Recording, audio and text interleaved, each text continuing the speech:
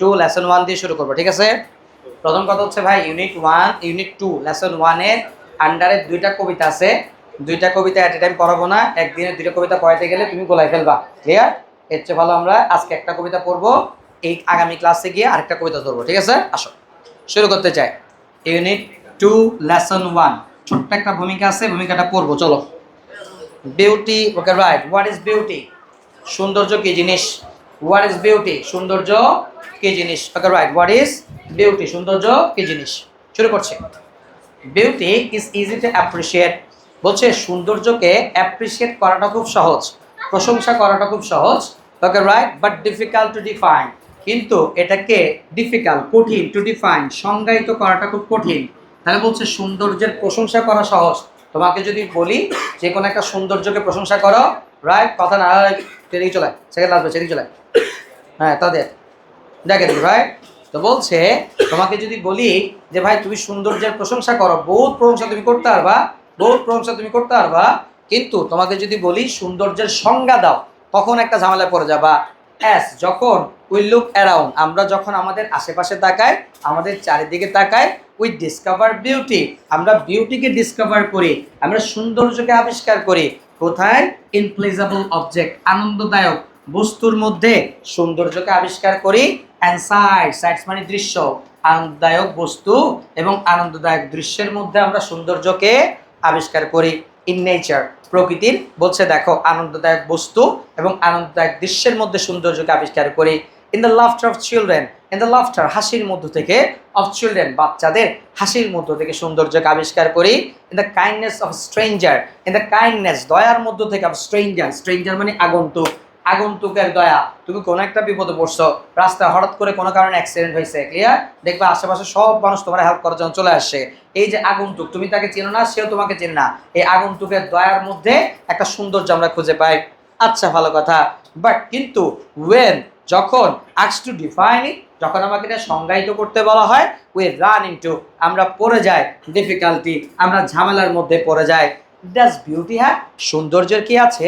An independent, স্বাধীন, objective identity, objective মানে বস্তুনিষ্ঠ, অবজেক্টিভ মানে একক। বলছে দেখো এদিকে, সৌন্দর্যের কি কোনো একক, বস্তুনিষ্ঠ বা একক কোনো পরিচিতি আছে, একক কোনো পরিচয় আছে?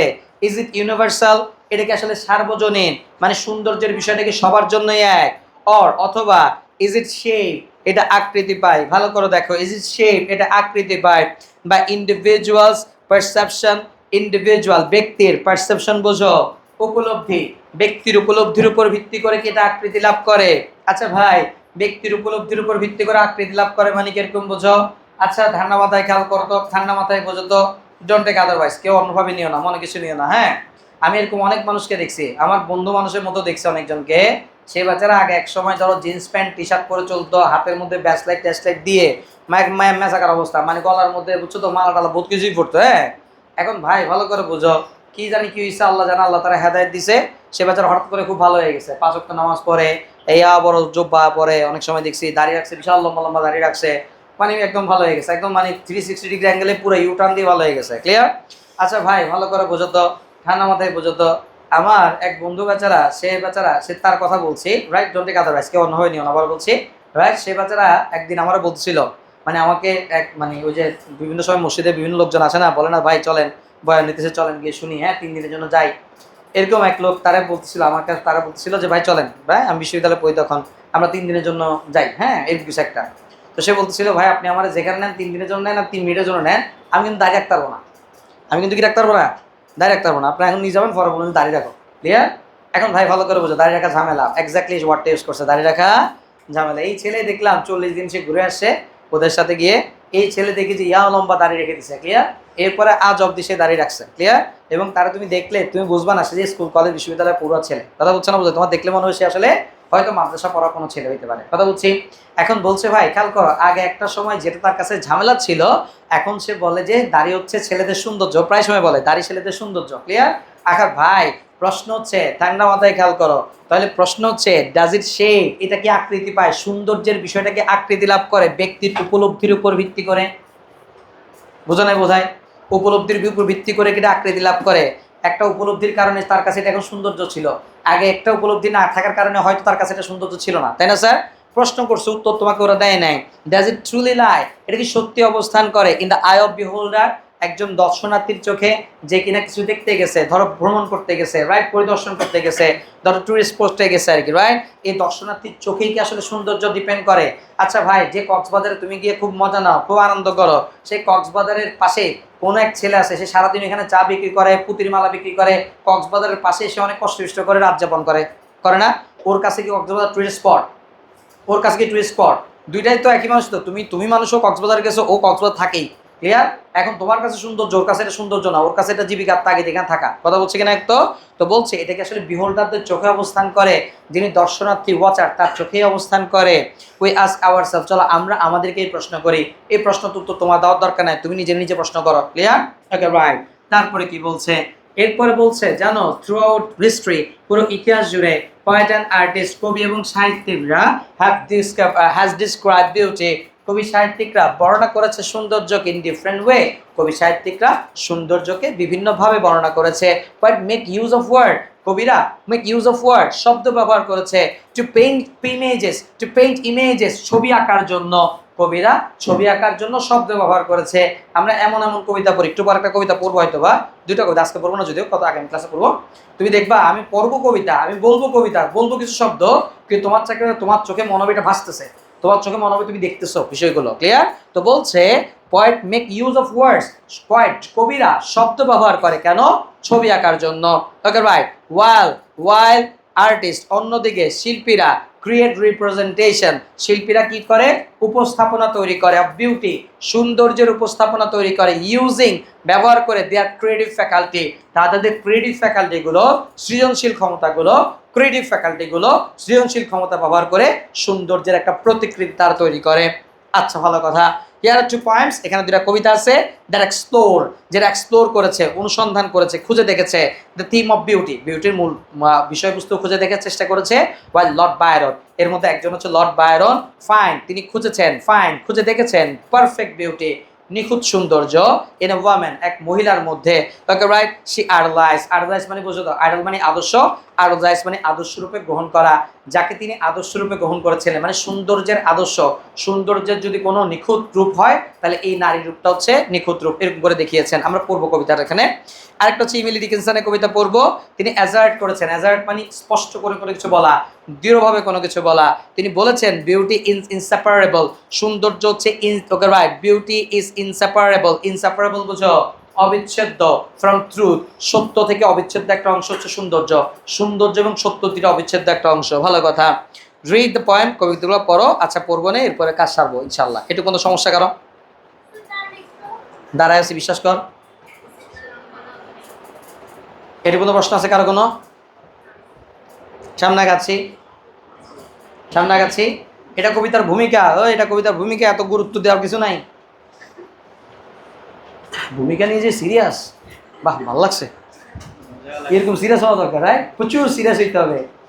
চলো সামনে আছি, হ্যাঁ সামনে আছে, আসো। এবার দুইটা কবিতা তো, আমি 2 নাম্বারটা ধরবো, হ্যাঁ আসো। 2 নাম্বার কবিতা, I died for beauty by Emily Dickinson, Emily ডিকিনসনের বিখ্যাত কবিতা আই ডাইড ফর বিউটি। শুরু করছি। আই ডাইড ফর বিউটি, আমি মারা গিয়েছিলাম, ফর বিউটি, সুন্দরের জন্য মারা গিয়েছিলাম, বাট স্কেয়ার্স, কিন্তু একটু ভীত ছিলাম, ভীত সন্তুষ্ট ছিলাম। কেন? অ্যাডজাস্টেড ইন দ্য টোম মানে কবরে ঠিক অ্যাডজাস্ট করতে পারবো কি না, কবরে ঠিক খাপ খাওয়াতে পারবো কি না, এটা নিয়ে একটু কি ছিলাম, একটু ভীত ছিলাম, ভয়ে ছিলাম। ভালো কথা। তাহলে বলো তো ভাই, কবিতার শুরুতে কবি নিজেকে কি হিসেবে কল্পনা করছে? মৃত। ওয়েন, যখন কবিকে কবরে শোয়ানো হয়েছে, when one who died for truth, যখন কিনা একজন যে কিনা মারা গেছে সত্যের জন্য, বাজলেন শোয়ানো হলো। কোথায়? ইন অ্যান অ্যাডজয়নিং মানে সংলগ্ন, পাশাপাশি, রুম বলতে তো আসলে ভাই কবরের পাশে তার রুম থাকে না, একটা কবরের তো কয়েকটা রুম থাকে না, এখানে কবরের পাশে রুম বলতে, অ্যাডজয়নিং রুম বলতে আরেকটা কবরকে বোঝাচ্ছে, ক্লিয়ার? তাহলে বলছে, কবি বলছে, প্রথমে বলতেছে আমি মারা গেছি সৌন্দর্যের জন্য, কোনো একটা সৌন্দর্যকে প্রতিষ্ঠা করার জন্য মারা গেছি, কিন্তু ভয় ছিলাম কবর কীভাবে থাকবো এগুলো নিয়ে। যখন একজন মানুষকে লেইন শোয়ানো হলো, দের পাস পারিস ফর্ম, আমার ঠিক পাশের কবরে যে লোকটা মারা গেছে সত্য প্রতিষ্ঠা করার জন্য, সত্যের জন্য মারা গেছে, সে কি করলো? হি কোশ্চেন সফটলি, পাশের কবরের লোকটা খুব সফটলি আমাকে জিজ্ঞেস করলো হোয়াই আই ফেল, আমি কেন ব্যর্থ হলাম। এখানে ব্যর্থ হওয়া বোঝাতে আসলে ব্যর্থ বোঝাচ্ছে না, মারা যাওয়া বোঝাচ্ছে। আমি কেন আসলে প্রাণ ত্যাগ করলাম, আমি কেন আসলে মারা গেলাম। আমি বললাম ফর বিউটি, আই রিপ্লাইড, আমি উত্তরে বললাম বিউটির জন্য, সুন্দরের জন্য মারা গেছি। এবার পাশের লোকটা বলছে অ্যান্ড আই ফর ট্রুথ, আর আমি তো সত্যের জন্য মারা গেছি। দ্য টু আর ওয়ান, দুইটা আসলে একই জিনিস। দুইটা আসলে কি জিনিস? দুইটা মানে কোনটা কোনটা? সত্য এবং সুন্দর। উই ব্রাদার না, আমরা ভাই ভাই, তাহলে আমরা, তুই যে জন্য মারা গেছো, আমি একই জিনিস সন্দেহে মারা গেছি। অ্যান্ড সো, এবং তাই অ্যাজ কিন্সম্যান, আত্মীয়র মতো করে, মিট নাইট, আত্মীয় স্বজনের মতো করে, রিলেটিভের সিনোনিম কিন্সম্যান, মিট নাইট, আমরা রাতে দেখা করব। And we talk between the room, আমরা দুই রুমে কথা বলবো। আনটিল, যতক্ষণ না মস মানে বুঝো শ্যাওলা, হ্যাড রিচ আওয়ার লিপ, যতক্ষণ না শ্যাওলাগুলো আমাদের ঠোঁটগুলোকে ঢেকে দিচ্ছে, অ্যান্ড কভার্ড আওয়ার নেম, আমাদের নামগুলোকে ঢেকে দিচ্ছে, ততক্ষণ পর্যন্ত আমরা কথা বলতেই থাকবো। ব্যাপারটা বুঝো তাহলে এবার। প্রথমত হচ্ছে এখানে আমরা দেখছি কবি নিজেকে মৃত কল্পনা করার পরে পাশে এক কবরের লোক আসছে, এটা গল্পের অবয়ব তৈরি করার জন্য দিল। সে লোকটা জিজ্ঞেস করছে তুমি কেন মারা গেছো, ও বলছে আমি বিউটির জন্য মারা গেছি, ও বলছে আমি ট্রুথের জন্য মারা গেছি। এবার এরপর থেকে আসলে মূল কবিতার কাহিনী শুরু। বলছে কবিতায় বলতেছে এখানে যে দুইটা আসলে একই জিনিস, সত্য এবং সুন্দর দুইটা কি জিনিস? একই জিনিস। এরাই কিন্তু একটা কনসেপ্ট আমাকে বলছে, সত্য এবং সুন্দর, এক লোক সত্যের জন্য মারা গেছে, তাকে রাখছে যে কবরে, আরেক লোক সুন্দরের জন্য মারা গেছে, তাকে রাখছে ঠিক তার পাশের কবরে। তার মানে সত্য এবং সুন্দর সবসময় কি থাকবে? পাশাপাশিই থাকবে, সবসময় কি থাকবে? এবং দুইটা আসলে একই জিনিস। দুইটা আসলে কি জিনিস? এরপরে কথা বলছে দুইটা আসলে কি জিনিস? একই জিনিস, ভাই ভাইয়ের মতো। ভালো কথা। এই জন্য কি বলছে, আত্মীয় স্বজনের মতো করেই আমরা দুই রুমে কথা বলবো। ভালো করে বুঝো, রাইট? ঠান্ডা মাথায় খেয়াল করো। আচ্ছা, কতক্ষণ কথা বলবো? যতক্ষণ শ্যাওলা আমাদেরকে ঢেকে দিবে না। এখানে আসলে আমরা কথা বলবো বলতে বোঝাচ্ছে ঠিক একই রকমভাবে বলছে এই সত্য এবং সুন্দরকে নিয়ে আমরা না, আসলে আমাদেরকে নিয়ে মানুষ কথা বলবে। আচ্ছা ভাই, তোমাকে নিয়ে মানুষ যখন কথা বলে, ভালো করে বুঝো, ধরো ভালো করে দেখো তো ভাই দিকে, ধরো তোমাকে নিয়ে তোমার পাশে বসা আন্টি বলছে জানেন ভাবি, এই যে মেয়েটা, এই যে ছেলেটা কত ভালো, হ্যাঁ এই যে ছেলেটা, কি নাম তোর? হ্যাঁ কি? নীরব। বললাম নীরব ছেলেটা কত ভালো, রাইট? আহা হা, সারাদিন পড়াশোনা করে, টেবিল থেকে পড়ে, চেয়ার থেকে পড়ে, খাট থেকে পড়ে, ছাদ থেকে পড়ে, বুঝছো না? বুঝো নাই? আহা, ছেলেটার মতো আর ছেলেই হয় না, আমি জীবনে এরকম ছেলে আর দেখি নাই। আচ্ছা ভাই দেখো তো, ওরে নিয়ে যখন আমি প্রশংসা করতেছি, এটাকে ইংরেজিতে এক শব্দ আমরা বলি গ্লোরিফিকেশন। কি বলি এটাকে? গ্লোরিফিকেশন, গ্লোরিফাই করা, কাউকে মহিমান্বিত করা, কারোর সম্পর্কে তোমাকে খুব ভালো ভালো কথা বলা। তো বলছে সত্য এবং সুন্দরকে নিয়ে মানুষ আসলে গ্লোরিফিকেশন করবেই, এবং গ্লোরিফিকেশন কখনো থামবে না। হ্যাঁ এটা ঠিক। মস মানে শেওলা, শেওলা মানে কি বোঝাচ্ছে? মানুষের স্মৃতির গহ্বর বোঝাচ্ছে। স্মৃতির গহ্বরে একটা সময় মানুষ তোমাকে ভুলে যাবে, এটা সত্যি কথা। একটা সময় পরে তুমি যত বড় সত্যের জন্য মারা যাও, মানুষ তোমাকে, এখন এই মুহূর্তে তুমি যদি মারা যাও, তোমাকে নিয়ে মানুষ যতটা চর্চা করবে, যতটা তোমাকে নিয়ে কথাবার্তা বলবে, 1 বছর 2 বছর পরে এতটুকু মানুষ তোমার মনে রাখবে না, এটা সত্যি কথা। কিন্তু তোমাকে নিয়ে এই যে গ্লোরিফিকেশন, তোমার প্রশংসা, এটা আসলে থামবে না। কথা বলছি, যখনই কোনো সত্যের কথা আসবে তখনই সৌন্দর্যের প্রশংসা হবে, যখনই কোনো সৌন্দর্যের প্রশংসা হবে তখনই সত্যের কথা আসবে। কথা বলছি কিনা একদম? That's it. কথা ক্লিয়ার? 3টা কথা বলছি। 1 নাম্বার, সত্য এবং সুন্দর সবসময় পাশাপাশি থাকবে। উপরে এই কথাগুলো বলছিল, রাইট? কবর দিয়ে উদাহরণ দিচ্ছিল। Clear sir? তার মানে বেঁচে থাকলেও তারা একসাথে থাকবে, মরে গেলে একসাথে থাকবে। 2, সত্য সুন্দর দুইটা একই জিনিস। সত্য সুন্দর দুইটা কি জিনিস? এক জিনিস। 3, সত্য সুন্দর গ্লোরিফিকেশন থামার কথা না, এটা চলতেই থাকবে। কথা বুঝছো না? বুঝো নাই? ক্লিয়ার? That's it. বুঝছি। এবার ভাই দেখো, কবিতার সামারি যখন লিখি, আমরা বলি কবিতার সামারি যখন লিখি তখন আমরা কি করি, কবিতাটাকে আসলে জাস্ট সিম্পলি নিজের ভাষায় লিখি। Clear sir? এই কবিতা যা বলছে এটা আমরা নিজের ভাষায় লিখি, সিম্পল কথা। ক্লিয়ার? দেখো ভাই, এখানে একটা সামারি আমরা তৈরি করছি, তুমি চাইলে অন্যভাবেও লিখতে পারো। যেমন এখানে লিখছি বিউটি, কি লিখলাম? বিউটি অ্যান্ড ট্রুথ আর ব্রাদার, কি লিখছে? হ্যাঁ ব্রাদার, তারা ভাই ভাই। ওয়ান ডাইড ফর বিউটি, একজন মারা গেছে বিউটির জন্য, আরেকজন মারা গেছে সত্যের জন্য। মৃত্যুর পরও তারা পাশাপাশি তাদের কবরস্থ করা হয়েছে। তার মানে বিউটি এবং সত্য কখনো ধ্বংস হবে না। দ্য টু এলিমেন্ট কম্পেনিয়ন, দুইটা হচ্ছে সঙ্গী, ইন লাইফ অ্যান্ড দ্যাট, হচ্ছে sorry right, in life and that, জীবনে মরণে তারা দুজন আসলে পাশাপাশি থাকবে, সঙ্গী থাকবে। So glorification of beauty and truth will never end. এর জন্য আসলে বিউটি এবং সৌন্দর্য বলছে বিউটি এবং ট্রুথের যে গ্লোরিফিকেশনটা কখনো শেষ হওয়ার না, বুঝছো? বুঝছি সামারি এক্স্যাক্টলি এভাবেই লিখতে হবে, ওটা এরকম না তুমি তোমার ভাষায় লিখতে হবে, কথা বুঝছো? মূল কথা ঠিক রেখে তুমি তোমার ভাষায় লিখলে কিচ্ছু হবে না, বুঝছো? বুঝছি বুঝছি।